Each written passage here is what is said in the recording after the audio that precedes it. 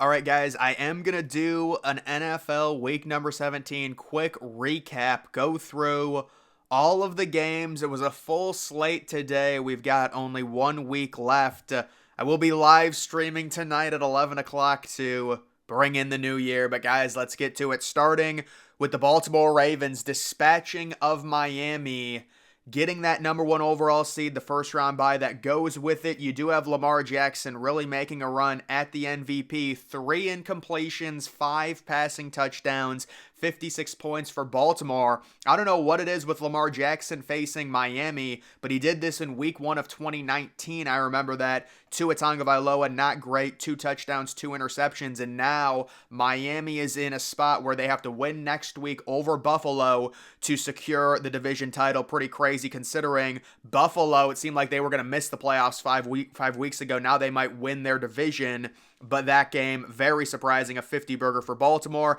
Next, you do have Buffalo kind of struggling. I really thought the Bills were going to cover in this game. Josh Allen, not great. They were gift-wrapped, a few touchdowns. Bailey Zappi, not good. The 3 interceptions. New England had 4 turnovers in like the first 20 minutes of this game. Zeke gets into the end zone, but he only averages about 2.5 yards per carry. Dalton Kincaid, decent game.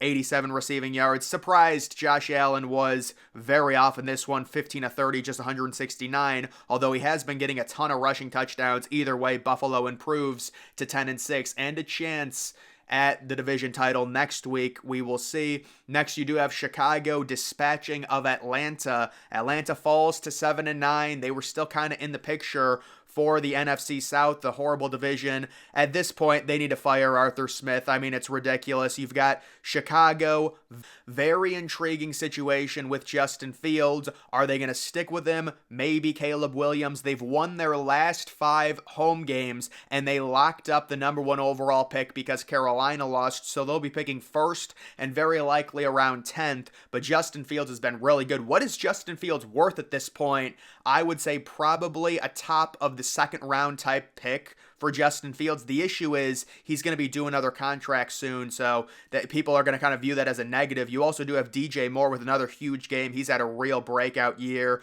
Bijan Robinson, decent, I guess, but Atlanta needs a quarterback. Maybe Atlanta goes for Justin Fields. They do have Bijan Robinson, Kyle Pitts, and Drake London. There's talent on that team, but they certainly need an improved coaching staff. You do have Indianapolis beating Las Vegas. Las Vegas officially knocked out of the playoffs. Indy wins this game 23-20. Gardner Minshew, another serviceable performance. Jonathan Taylor goes for 96 yards and a touchdown.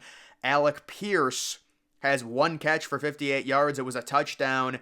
And you do have Indianapolis. I really do want to see Houston get in over Indianapolis personally, just because I want to see CJ Stroud in the playoffs. But Indianapolis, even with the Anthony Richardson injury, maybe they're better without him, at least right now, considering he is a rookie. Gardner Minshew is a veteran, and they could possibly finish 10-7 and make it in as a wild card if they win next week. You do have Jacksonville destroying Carolina. This was an interesting game because I did pick Jacksonville to cover the 6.5 point spread. Then it was announced that Trevor Lawrence was out. CJ Beathard takes over, but it doesn't matter. 0 points for Carolina. They don't own their first round pick. Bryce Young, 32 pass attempts, 112 yards. Just terrible. 1 interception. I still think Bryce Young can be good, but right now he's going through his rookie lumps. You do have Evan Ingram kind of having a decent season. He goes 6 for 60. And also ETN, 102 yards and 2 touchdowns. Jacksonville fighting for that division title, sitting at 9-7. They need to beat Tennessee next week on the road. You would think they're going to be favorites. We'll see if Trevor Lawrence is going to be back for that one. Next, Houston destroys Tennessee. Will Levis gets injured. Ryan Tannehill comes in for him. This was not a close game. CJ Stroud kind of coasted through it. Nico Collins, decent day. 80 receiving yards. Stroud goes for 1 touchdown, no interceptions.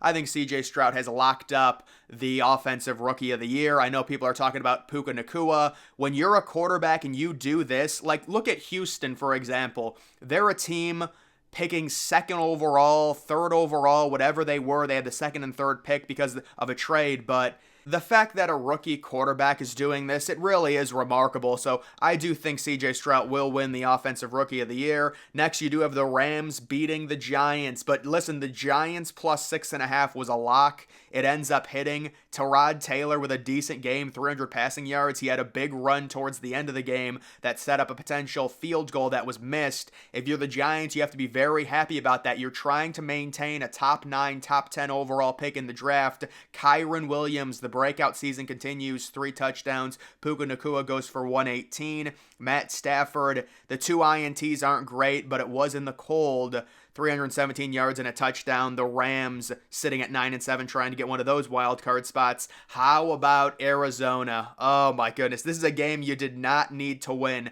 Philadelphia sitting as 12.5-point favorites. They were up, what was it, 21-6 or 21-3? They were up massive at the end of the first half. Philadelphia was. They end up losing, and now Dallas can potentially win that division if they win next week in Washington. Jalen Hurts, kind of a weird game, only 23 pass attempts. Kyler Murray, 3 touchdowns, 1 interception. Crazy win for the Cardinals, possibly hurting their own draft position, winning a meaningless game. James Conner had a big game, but that's demoralizing if you are an Arizona fan. You do have New Orleans beating Tampa Bay. Finally, Tampa Bay falls back down to earth. Both of these teams now deadlocked at 8-8. Derek Carr was decent. Baker Mayfield threw for a lot of yards late in that game, 2 touchdowns, 2 interceptions, but New Orleans fully controlled that entire game. They were up 23-0 at one point, and that is a big win in terms of that division. San Francisco going on the road in a 1 o'clock game. They beat the Commanders 27-10. Sam Howell continues to struggle, 2 interceptions, just 1 touchdown. The Commanders possibly landing a top 3 pick. Will they trade up to that number 1 spot? Take Caleb Williams, maybe do a trade with the Bears if the Bears stick with Justin Fields. It'll be interesting to see what they end up doing. But in this game, San Francisco, Christian McCaffrey didn't even lead in rushing. I'm guessing they probably didn't give him a ton of carries. Brock Purdy, 2 touchdowns. Very likely not winning the MVP, though. We will see. Brandon Ayuk had a good game, 114 yards and a touchdown. And San Francisco did cover that relatively big road spread. They were minus 13.5. They end up winning that game by 17. Moving on to the short 4 o'clock window, only 3 games here. How about this one? Pittsburgh dropping a 30-burger in Seattle. Fighting for a wild card spot. That's a huge win for them. Mason Rudolph, how about him? He got a win on Thursday night. He comes back. Or was that Christmas Eve or something? No, I think it was Saturday night. Yeah, Pittsburgh played Cincinnati on Saturday night. He comes back, 0 interceptions, 274 yards. Najee Harris, a possible rebirthing in progress for Najee Harris, turning his career around, 122 yards, 2 touchdowns. George Pickens goes for 131 after the breakout Saturday night game, and Seattle, it's demoralizing. They fall to 8-8. They're kind of a weird team. I wonder what Seattle does next year with Geno Smith. I would imagine they would move on from him. I mean, he's still serviceable, but you would like to upgrade if you are the Seahawks. Maybe someone like Justin Fields would fit Seattle. Moving on to the 425 games, you do have Kansas City. They were around 6 to 7 point favorites. They end up winning by 8, getting a field goal late to cover there. Mahomes goes for 245, 1 touchdown. Pacheco with a very nice game, 18 carries, 130. For Cincinnati at this point, they're a hampered team with no Joe Burrow. Browning is serviceable. He's a decent backup, but he's not going to lead you to the playoffs, let's be honest. Jamar Chase, quiet in this one. Joe Mixon, not great in terms of yards per carry. Cincinnati, they will face Cleveland next week, sitting at 8-8. They're going to be at home in that game. And then the final 425 game, completely meaningless. Denver, I guess you could say they're still kind of in the wild card race. I saw they were in the hunt. But yeah, I really think there's a situation where the Chargers front office, they're trying to lose these games, and they're doing a good job. They lose this one even against Stidham after the Broncos benched Russell Wilson. So right now the Chargers sitting at 5-11, should be getting a top 10, maybe even top 8 pick. And then taking a look at the updated playoff picture, I'm going to do an actual full-fledged video on this probably tomorrow, but just doing a quick look ahead, you can see The Ravens getting the first round bye. They've locked it out. San Francisco has as well. Both of those teams, well, I guess Baltimore, they've got a 13-3 record. San Francisco's 12-4, but they would hold a tiebreaker over Dallas. They beat them head to head. That was like a Sunday night game, I remember. But the matchups right now, Miami at home against Indianapolis. They could flip-flop, though, with Buffalo. That's a huge game for Buffalo. Getting a first-round home game against potentially Indianapolis, that would be amazing for them. Kansas City sitting as the 3 seed at 9-6. That was a critical home win against Cincinnati. You do have Jacksonville right now with Houston nipping at their heels. They're the number 4 seed. The Browns possibly traveling to Jacksonville to take on them.